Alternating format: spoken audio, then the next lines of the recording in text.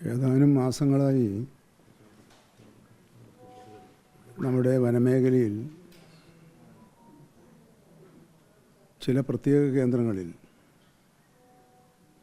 തുടർച്ചയായി വന്യമൃഗ സാന്നിധ്യം അനുഭവപ്പെടുന്നുണ്ട്. കാട്ടാന ആക്രമണം അതിൻ്റെ ഭാഗമായും നടക്കുന്നുണ്ട്. ഇന്നലെ പുൽപ്പള്ളി ഭാഗത്ത് കബനി നദി മുറിച്ചു കടക്കാൻ ശ്രമിക്കുന്നതിനിടയിലാണ് ഒരു ആദിവാസി യുവാവ് കൊല്ലപ്പെട്ടത്. അദ്ദേഹത്തിൻ്റെ സ്വദേശം കർണാടകമാണ്.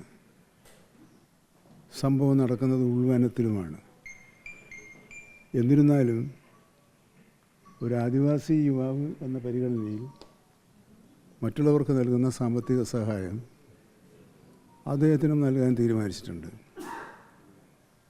എന്നാൽ അവിടെ കൊണ്ട് മാത്രം നിർത്തണമെന്നല്ല ഇപ്പോൾ ആലോചിക്കുന്നത്.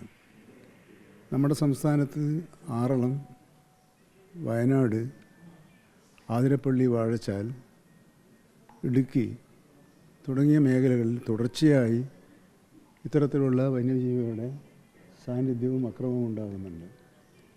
അത് ആ പ്രദേശത്ത് മാത്രം അങ്ങനെ ഉണ്ടാകാൻ എന്താണ് കാരണം എന്ന് പരിശോധിക്കുന്നതിന് ചീഫ് വൈൽഡ് ലൈഫ് വാർഡൻ അദ്ദേഹത്തിൻ്റെ നേതൃത്വത്തിലൊരു ടീം ഈ എല്ലാ പ്രധാന പ്രദേശവും അവിടുത്തെ റേഞ്ച് വാച്ചർമാർ ഉൾപ്പെടെയുള്ളവരുടെ കൂടിയാലോചന നടത്തി ഒരു ആക്ഷൻ പ്ലാൻ, അടിയന്തര ആക്ഷൻ പ്ലാൻ ഉണ്ടാക്കണമെന്ന് നിർദ്ദേശിച്ചിട്ടുണ്ട്.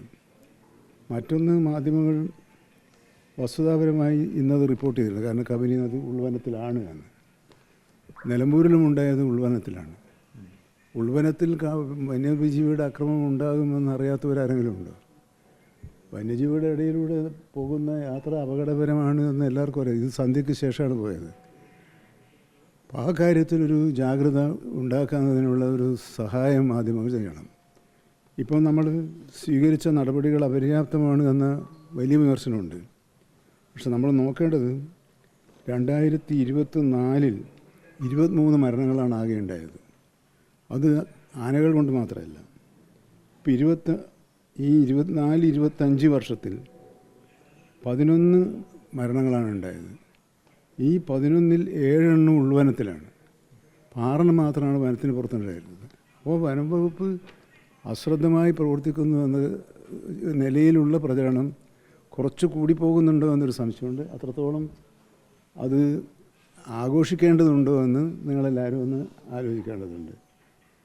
അടിസ്ഥാനരഹിതമായ വിധത്തിലാണ് വനം വകുപ്പിനെതിരെ കടന്നാക്രമണം നടന്നുകൊണ്ടിരിക്കുന്നത്. ഇന്നിപ്പം പല കർഷക സംഘടനകളും ആവശ്യപ്പെടുന്നൊരു പുതിയ ഭേദഗതി നിയമത്തെക്കുറിച്ചാണ്. പുതിയ ഭേദഗതി നിയമനത്തിൽ 63-ാം വകുപ്പ് അംഗീകരിക്കാൻ പറ്റില്ല എന്നാണ് അവർ പറയുന്നത്. എന്നാൽ അവർ പഴയത് വായിച്ചു നോക്കാതെയാണ് പറയുന്നത്. നിലവിലുള്ള നിയമത്തിൽ 63 ഞാൻ വായിക്കാം. ഏതെങ്കിലും വനം ഉദ്യോഗസ്ഥനോ പോലീസ് ഉദ്യോഗസ്ഥനോ വനം സംബന്ധിച്ച് എന്തെങ്കിലും കുറ്റത്തിന് യുക്തിപൂർവം സംശയിക്കപ്പെടുന്ന എല്ലാവരെയും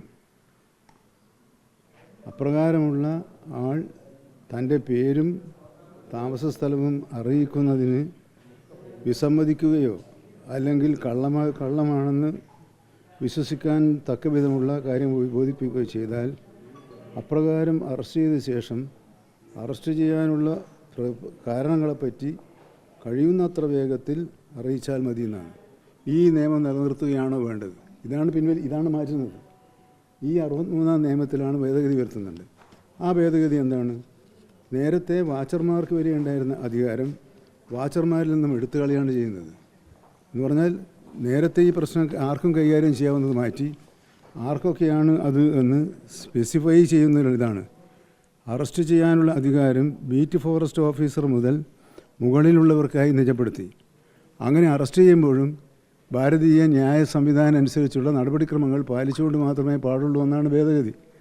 നിലവിലുള്ളത് തുടരണമോ ഈ ഭേദഗതി വേണോ എന്നാരാ തീരുമാനിക്കേണ്ടത്? ഇപ്പോൾ അവതരിപ്പിച്ച ഭേദഗതി ബിൽ പിൻവലിച്ചാൽ പ്രാബല്യത്തിലുള്ളത് ഏതാണ്? അപ്പോൾ അതൊന്ന് കുറച്ചും കൂടി വിശദീകരിക്കാനുണ്ടായിരുന്നു. കാരണം അങ്ങനെ ഓരോ വകുപ്പും എന്താണ് ഭേദഗതി എന്നും നിലവിലുള്ള നിയമത്തിൽ എന്താണെന്ന്, നിലവിൽ 61-ലെ നിയമത്തിലുള്ളതാണ് ഞാനിപ്പം വായിച്ചത്. അതിന് ചെറിയൊരു മാറ്റം.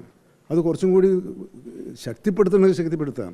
അപ്പോൾ ഇത് പിൻവലിക്കണം എന്ന് പറഞ്ഞാൽ ഞങ്ങളുടെ ഭേദഗതി ഇപ്പോൾ കൊണ്ടുവരാൻ പോകുന്ന ഭേദഗതി പിൻവലിക്കണം എന്ന് പറഞ്ഞാൽ നിലവിലുള്ള നിയമം 61 മുതൽ നിലവിലുള്ള നിയമം ഇവിടെ നിൽക്കുമെന്നാണ് അർത്ഥം.